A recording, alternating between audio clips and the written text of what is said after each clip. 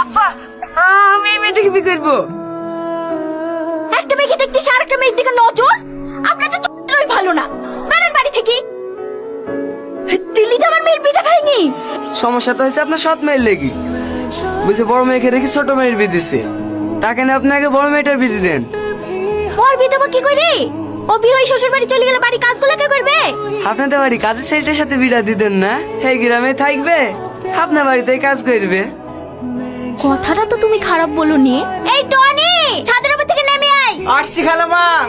এলো ভাই, পান খাও। আজকে ওদের বিয়ে দিয়ে দেবো। যা পাঞ্জাবে পরে আইগা। কেন খালামা? আমার মেয়ের সাথে তোর বিয়ে দেবো। আপনার মেয়ের সাথে? চুপ! আমার মেয়ের সাথে না, সৎ মেয়ের সাথে। আমি রেডি হয়ে আসছি। খেয়ে লাও, খাবারটা খেয়ে লাও। আমার সাথে বিয়ে হয়েছে বলি তুমি মন খারাপ করে কিচ্ছু খাওনি। হ্যাঁ, তোমাদের আসতে কোনো অসুবিধা হয়নি তো বাপ? না না মা, কোনো অসুবিধা হয়নি। আর আস্তে আস্তে ভেঙে ফেলবা নাকি? তোমার জামাইয়ের ওখানে বিশাল সম্মান, কেউ স্যার ছাড়া কথাই বলে না। এই দাঁড়া, তোর হাতে কি? কিছু না মা, কটা মিষ্টি আছে।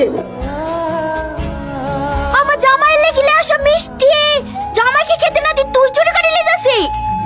না না মা, আমি চুরি করিনি। ভাই মিষ্টি খায় না তো, তাহলে বললাম ফেলে দিতে বললো। কি এত বড় মিষ্টি কথা? চোর কোথাকার? কি হয়েছে গো মা? এ তো জামাই লেগে যে মিষ্টিগুলো লিখছি সে মিষ্টিগুলো টিফিনে করে নিয়ে যাচ্ছে। বলি জাক্কা, তোমার জামাই মিষ্টি খায় না। আমি বলেছি ফেলে দিতে। জামাই মিষ্টি খায় না? জালি যা। হ্যালো ওদের মিষ্টি। দিনের পর দিন এত অপমান হও, এত অত্যাচার করে, তাও তুমি এখানে কিসের লেগে পড়ে থাকো? চলো, এবার তো তোমাকে থাকতে হবে না। আমি আর এবার তো কাজ করবো না। এইভাবে রাগ করে চলে আসলা, এবার কি করবা? কি করবো আবার? মুনিশ কাটবো নাহলে বিদেশ যাব। তাই বলে তোমাকে প্রতিদিন অপমান করবে, ও আমি সহ্য করতে পারবো না। আর তুমি বিদেশ চলে গেলে যে আমি থাকতে পারবো না। তাহলে গ্রামে মুনিশ কাটবো। থাক, তোমাকে মুনিশ কাটতে হবে না।